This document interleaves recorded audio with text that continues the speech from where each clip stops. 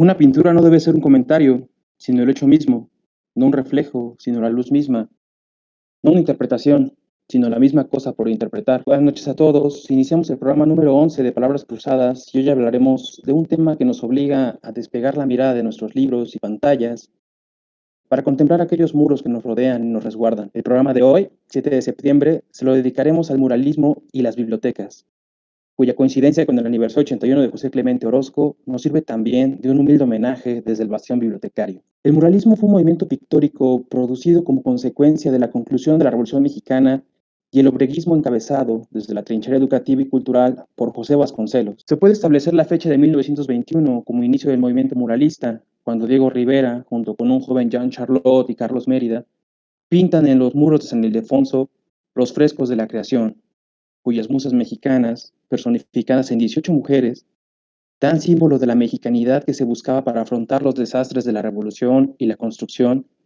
de una nueva identidad. El muro se convierte entonces en el nuevo arte público. Es el medio por el cual se puede llegar a las masas, al pueblo. Es un espacio que se conquista con el discurso y el pincel, que se fusiona con el edificio y que en muchos sentidos lo termina por definir.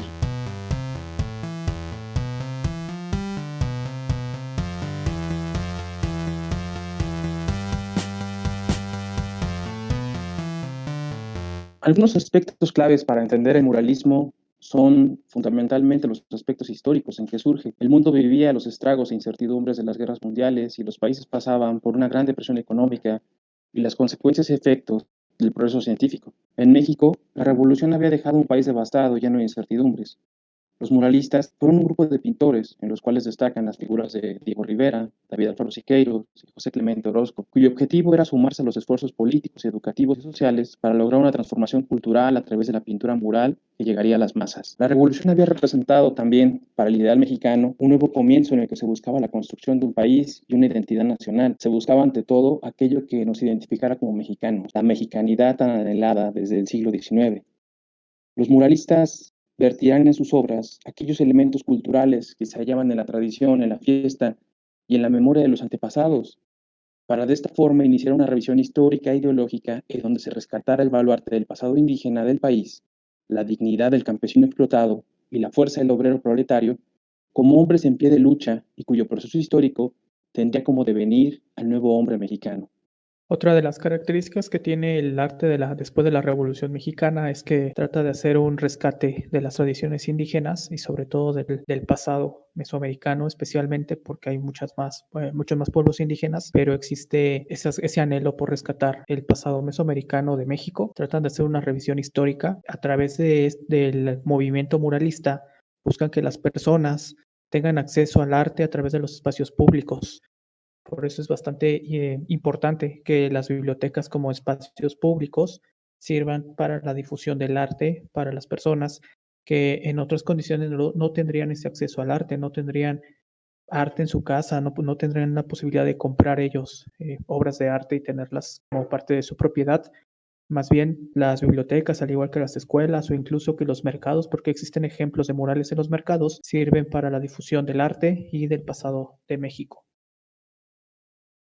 ¿Qué es México? Yo me pregunto, porque hay muchos Méxicos dentro de México y hay muchas naciones dentro de esta nación. Es difícil a veces establecer que México se consolida y se condensa en una sola imagen, porque si bien el artista o el pintor, el creador, el muralista es quien estampa esa imagen que tiene en la mente de un país, difícilmente puede acotar todos los pensamientos de los mexicanos o de los individuos que comparten un territorio nacional.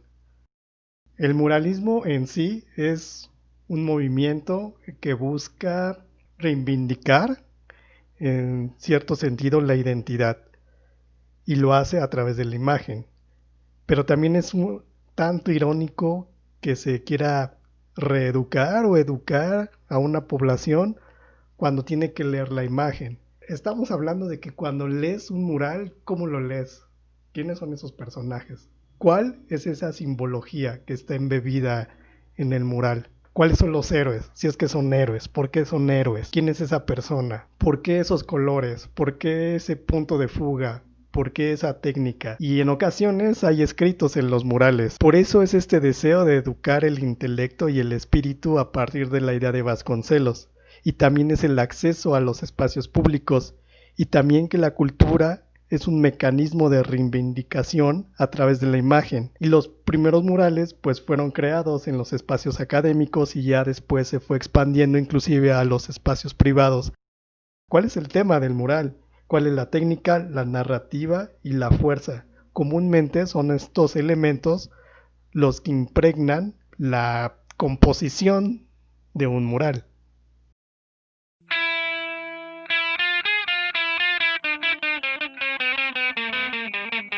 Las bibliotecas y sus murales, como edificios públicos y recintos insignes de la educación del pueblo, la biblioteca pública fue uno de los espacios en que el mural jugó un papel importante para la transmisión de los discursos ideológicos de los muralistas.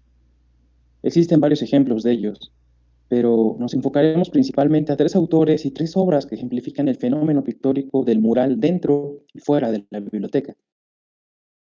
En 1930, José Clemente Orozco, artista jalisciense, comenzaría a pintar en la Biblioteca Baker del Dartmouth College el mural titulado The Epic of American Civilization, Epopeya de la Civilización Americana, el cual concluyó hacia 1934. El mural se desarrolló en un conjunto de 24 frescos equivalentes a 3.200 pies cuadrados, los cuales ocupan la sala de lectura de la Biblioteca Baker y en la cual se ven representadas escenas que narran los orígenes de los pueblos indígenas mexicanos y americanos, su culto a los dioses, la llegada de Quetzalcóatl, el encuentro con el mundo europeo, la conquista española y la inevitable llegada del progreso con sus beneficios y desastres que concluirían en las ideologías y avances científicos de las guerras mundiales y la dolorosa Revolución Mexicana, representada siempre con la agudeza y síntesis de Orozco, para preguntarse sobre la identidad y sincretismo del espíritu y devenir del hombre mexicano. Pero no fue el único mural que pintó Orozco en bibliotecas. En 1941, el presidente Lázaro Cárdenas le encargó pintar un mural en la Biblioteca Pública de Jiquilpan, Michoacán, en el cual pudiese expresar su sentir sobre la Revolución Mexicana. Orozco pinta la Alegoría Mexicana o Alegoría de la Mexicanidad, obra en donde expresa sus ideas sobre la identidad mexicana, el dolor, el dramatismo, la falsedad, la religiosidad y la ferocidad del periodo revolucionario. El mural está situado en el interior de la biblioteca y destaca la escena central, en donde una mujer cabalga una pantera, mientras una bandera tricolor ondea espaldas de un águila que se asfixia ante el abrazo constrictor de una serpiente. Un pintor bastante importante para el movimiento muralista fue Juan O'Gorman.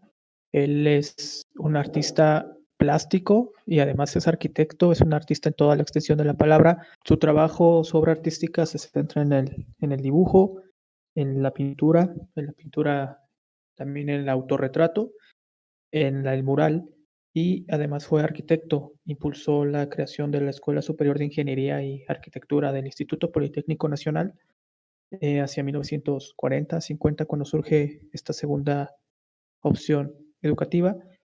Juan O'Gorman nació en Coyoacán y vivió en San Ángel. Gran parte de su obra se centra en la Ciudad de México. A mí me gustaría hablarles acerca de tres murales.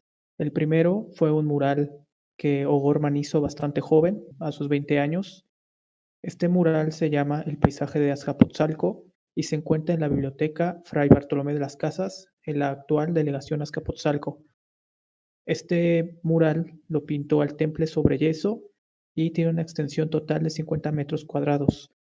La obra la terminó en 1926, pero no la incluye como propia porque tuvo dos ayudantes para poder hacer este mural.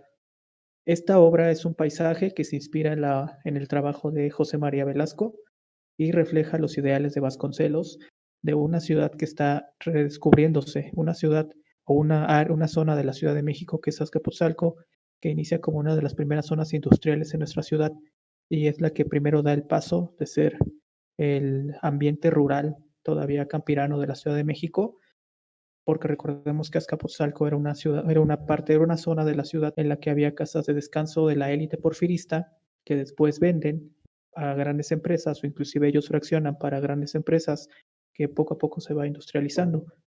Juan O'Gorman en este entonces, hacia 1926, trabajaba como parte del Departamento de Educación Pública de la Secretaría de Instrucción Pública a cargo de José Vasconcelos y únicamente tenía tiempo disponible los fines de semana. Termina la obra con la ayuda de 2 personas más, pero esta obra cuenta todavía con muchos problemas. Se encuentra en una biblioteca que tiene 80 años de existencia, pero el mural pasó desapercibido gran parte del tiempo y una parte desapareció por filtraciones de agua, especialmente porque la biblioteca colinda con una cárcel y a la cárcel no le daban mantenimiento, así que una parte desapareció.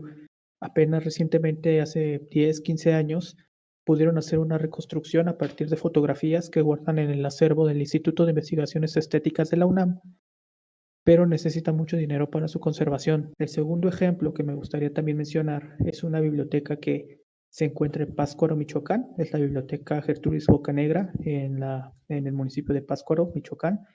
Este mural se titula La historia de Michoacán. Es un mural que tiene 78 años de existencia y esta biblioteca, el edificio perteneció a una iglesia, es un templo agustino del siglo XVI, que fue expropiado, se lo entregaron a la biblioteca y O'Gorman en 1940 pinta en el atrio el mural de la historia de Michoacán con especial énfasis en la historia de los purépechas. La curiosidad de este mural es que lo pagó un empresario norteamericano de apellido Kaufman, quien admiraba la obra de Juan O'Gorman y ya la conocía porque Juan O'Gorman tuvo bastante proyección en el extranjero. Lo malo es que en Estados Unidos no aceptaban las ideas de Juan O'Gorman, por lo cual él no pudo viajar nunca a hacer obra en Nueva York o en Estados Unidos, como sí lo hicieron otros pintores mexicanos contemporáneos de Juan O'Gorman. El acuerdo al que llegó el empresario Kaufman con Juan O'Gorman fue pagarle 9,000 pesos y ayudarle a conseguir el edificio y las paredes que él quisiera para poder hacer la obra. Y él decidió sacar toda la obra de la Ciudad de México. Es uno de los ejemplos, además de otros que se mencionen posteriormente, de obras que están fuera de la ciudad. Todo está concentrado aquí en la ciudad. Este caso no, es en este caso de la historia de Michoacán, el mural La historia de Michoacán, está fuera. Y por último, la más conocida es la Biblioteca Central de la Universidad Nacional Autónoma de México, que oficialmente se llama Representación Histórica de la Cultura. Este mural se hizo con la técnica del mosaico y fue inaugurado en 1956.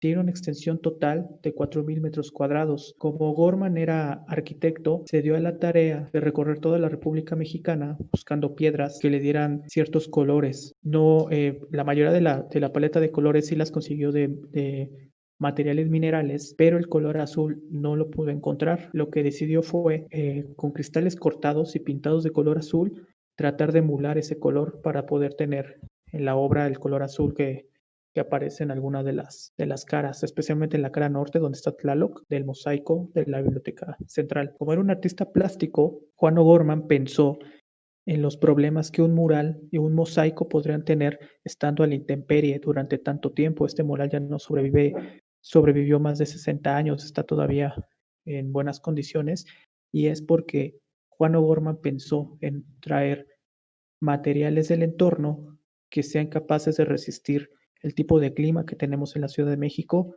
que por temporadas es muy lluvioso y por otras temporadas hay bastante sol o tenemos muchas horas de sol. Juan O'Gorman diseñó la forma de poder ensamblar este gran mosaico. Tuvo que crear losas de 1 metro cuadrado de área, de perímetro, dentro de ese marco que hacía con metal.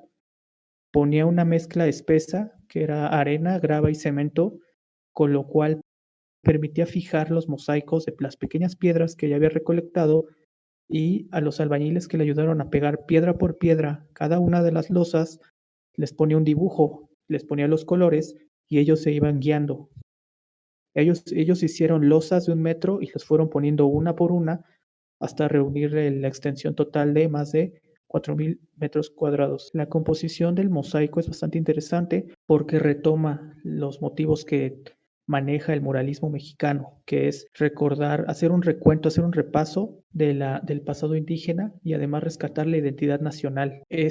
Como era arquitecto, el color predominante en el mosaico de la Biblioteca Central es rojizo. Eso se debe a que la cantera en la Ciudad de México es color roja. Si esta misma biblioteca existiera en otra parte del país, por ejemplo en Oaxaca, la cantera sería verde. Si existiera en Zacatecas, la cantera sería naranja. Si existiera en Morelia, la cantera sería rosa, o si existiera en Yucatán, la cantera sería blanca. Todo eso en armonía con el entorno en el que estaba erigido ese edificio. Por último, es importante dar un repaso en las caras que tiene este mosaico. En la cara norte aparece principalmente Tlaloc, está la figura de Tlaloc. En el centro, los brazos y las piernas de Tlaloc están compuestas por cristales pintados de azul, cristales cortados y pintados de azul para asemejar el agua. Y alrededor, como se crean unos cuadrantes, en cada cuadrante están diferentes escenas de ritos de vida y muerte, que era importante en la cosmovisión prehispánica, especialmente mexica. Posteriormente pasamos al lado oriente, donde en el centro aparece un águila que asciende y detrás aparece un guerrero. Y además, en esos cuadrantes, en la parte inferior, aparecen escenas de la Revolución Mexicana y de las luchas obreras. O'Gorman era una persona que tenía ideales comunistas, defendía las exigencias de los obreros y de los campesinos, y esto también lo vio reflejado en el arte. Del otro lado, en el lado sur de la Biblioteca Central, se puede observar dos mundos, que son las cosmovisiones, ahora la cosmovisión occidental que llega a México, en el que el primer mundo la primera esfera representa la cosmovisión de Ptolomeo, en el que la Tierra era el centro del universo. Y al lado, el lado izquierdo, aparece la cosmovisión de Copérnico, en el que el Sol es el centro del universo. Para finalizar, el lado poniente es la cara de la biblioteca que da hacia la avenida de los Insurgentes, es la cara que da la universidad hacia la Ciudad de México. Ahí está principalmente el escudo de la UNAM, es un escudo bicéfalo, está el águila y el cóndor, y encima de estos aparecen unos pequeños letreros con las siglas BN, que es Biblioteca Nacional, y las siglas HN, que es Hemeroteca Nacional. Sabemos que este edificio no es actualmente la sede de la Biblioteca Nacional. Fue pensado, pero no es la sede. La sede estaba antes en el antiguo barrio universitario, en el centro de la Ciudad de México, y actualmente se encuentra en la zona cultural de Ciudad Universitaria. Para entender una obra se debe de entender al creador o al artista, en este caso José David Alfaro Siqueiros. Comúnmente, la obra Ideales agrarios y laboristas de la Revolución de 1910 de Siqueiros se le atribuye a este pintor. Sin embargo, Alfaro Siqueiros era el ayudante de Amado de la Cueva. El proceso de la creación de este mural fue de 1925 a 1926, y en este caso no importa que Siqueiros no haya sido el creador per se de la obra o del mural, lo que importa es su participación y su aprendizaje, y cómo de alguna manera imprime su ideología. ¿A qué voy con esto? Estamos hablando de que Siqueiros era sumamente partidario de lo que es el sindicalismo y el socialismo. José David Alfaro Siqueiros está inspirado en los frescos renacentistas, pero de alguna manera adapta y aterriza a la realidad de México. Siqueiros suele presentar un personaje principal en sus obras, y en este caso está rodeado de lo que es la lucha de clases. Siqueiros tiene una preferencia por el tema del mestizaje. En el muralismo, Siqueiros tiene la idea y la concepción de que debe de ser para los exteriores y no para los interiores, es decir, que se debe de exponer. Los materiales y las herramientas más recurrentes de Siqueiros son el soplete, la gasolina, la piroxilina, las lacas automotrices, incluyendo la pintura de aceite y el thinner.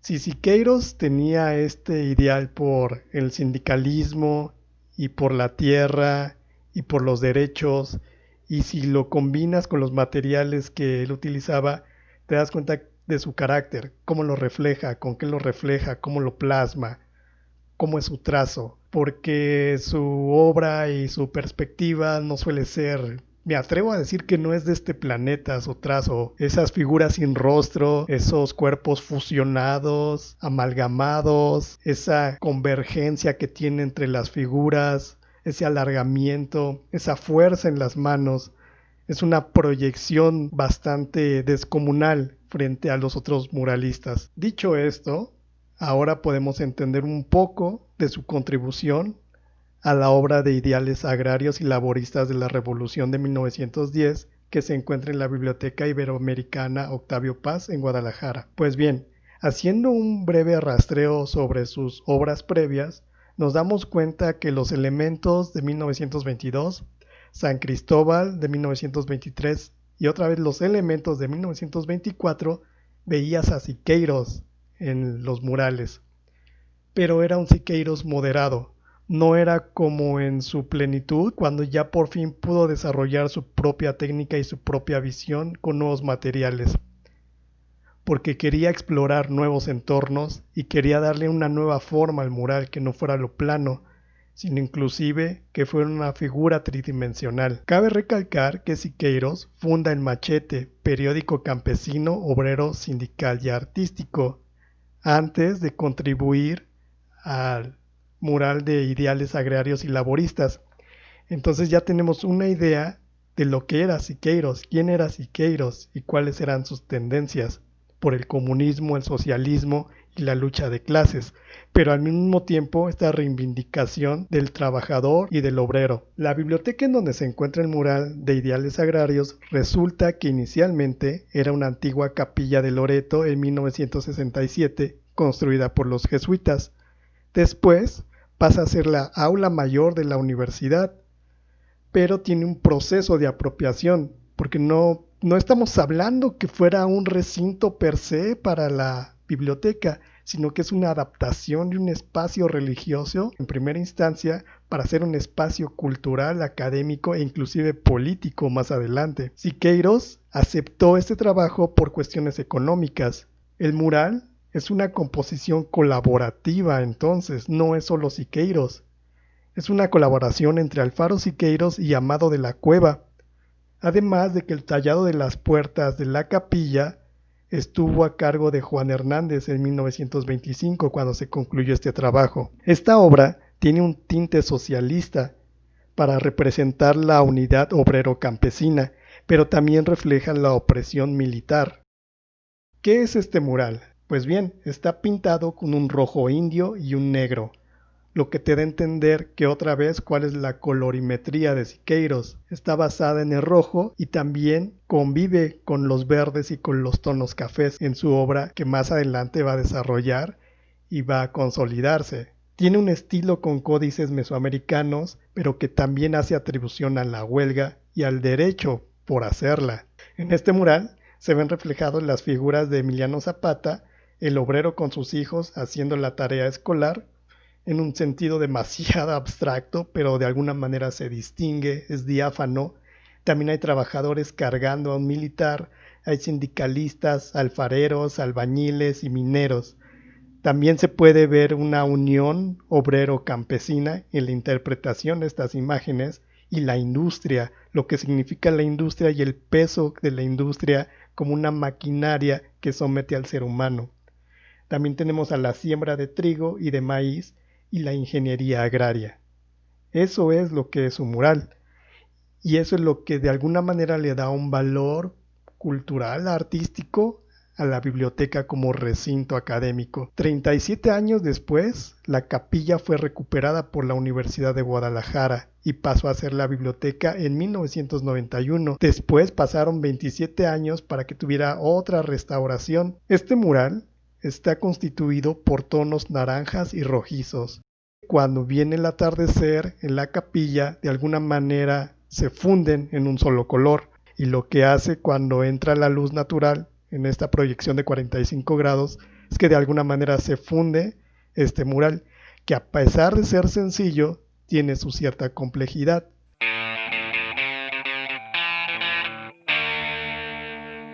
El muralismo fue un movimiento que tuvo una fuerte resonancia en México y en el mundo. En países como la Unión Soviética y Alemania influyeron en el realismo socialista. Sus preguntas rondaron siempre sobre el hombre, sobre la sociedad, sobre el gobierno y sobre el devenir histórico de un pueblo que ahora cobraba conciencia de su identidad, una identidad nacional. Los ecos ideológicos y pictóricos continuaron en las siguientes décadas. En las bibliotecas, los murales tomaron un camino hacia el fomento científico, literario y cultural. Algunas de las nuevas manifestaciones que pudieron verse tendieron hacia el decorativismo y la identificación de sus comunidades. Vale la pena señalar por último algunas bibliotecas en donde se puede disfrutar de forma gratuita estas obras. Los murales de la Revolución Policromática de Vladi en la Biblioteca Lerdo de Tejada, la Biblioteca Pública Jesús Corral Ruiz de Cajeme, Sonora, el Centro de Información del ITC en Querétaro, o el mural, o los murales, mejor dicho, de Belkin en la Biblioteca de la UAM Iztapalapa. El muralismo fue un movimiento que buscaba reivindicar a una nación que había pasado por un proceso histórico complicado. Quizá José Clemente Orozco hizo las preguntas más indispensables para entender este movimiento, al querer decir en sus murales cómo el devenir histórico de nuestro pasado indígena, al pasar por una conquista espiritual y una conquista de armas, había tenido que encajarse en un momento histórico en el cual todo eso había servido, de alguna manera, para enfrentar y entender la realidad que los enfrentaba. Es así como el muralismo fue la representación y la expresión de un momento histórico que se difunde a través de las bibliotecas actualmente y de muchos edificios como un recordatorio del arte público, del arte que ya no estaba encerrado en las colecciones privadas ni que era para unos cuantos, sino un arte dirigido para las masas, para el pueblo, para un pueblo que buscaba definirse e identificarse. Esto fue el muralismo en las bibliotecas y gracias a todos ustedes por escucharnos y no olviden seguirnos en nuestras redes sociales, en Facebook, en YouTube y Podomatic. Muchas gracias.